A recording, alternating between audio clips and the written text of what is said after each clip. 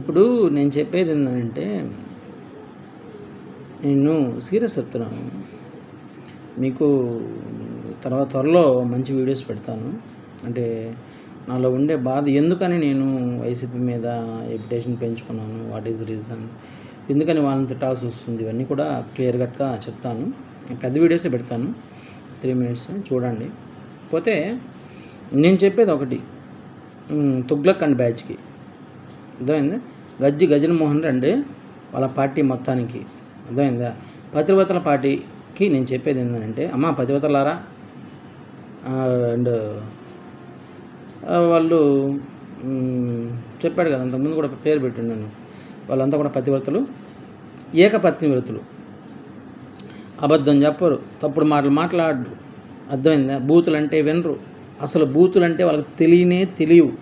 Nangi and party అని కూడా పెట్టుకోవచ్చు, వాళ్ళ పార్టీకి నేము నంగి పార్టీ అని కూడా పెట్టుకోవచ్చు.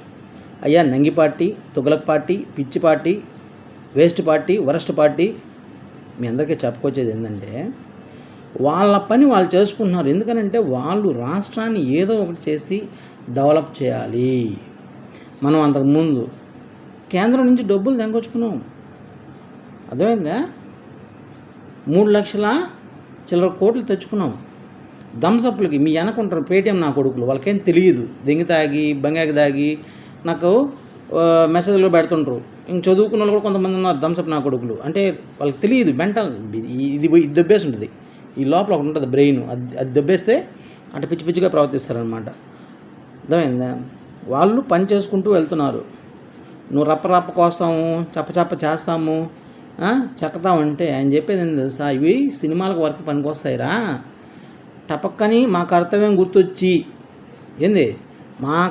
గుర్తొచ్చి మిమ్మల్ని మీదగా ఫోకస్ పెట్టామనుకో, ఏం జరుగుతుంది అనేది మీ పార్టీ బోరుగడ్డ, అర్థమైందా, వల్లభనేని వంశీని వీళ్ళని ఒకసారి ఎత్తరించి కనుక్కోండి, అర్థమైందా. మిమ్మల్ని వాళ్ళు కొట్టబల్లే, ఏం చేయబల్లే, మీరు చేసుండే ఏదో పనులకి కేసులు పెడితే చాలు. ఇంకా 5 సంవత్సరాలు కాదు, 20-30 సంవత్సరాలు ఆడే లోపలే ఉంటారు.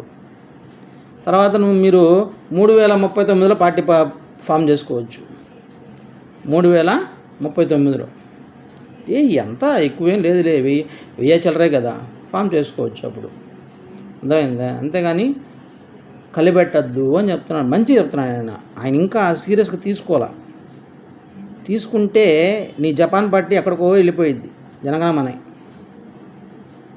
జాగ్రత్త.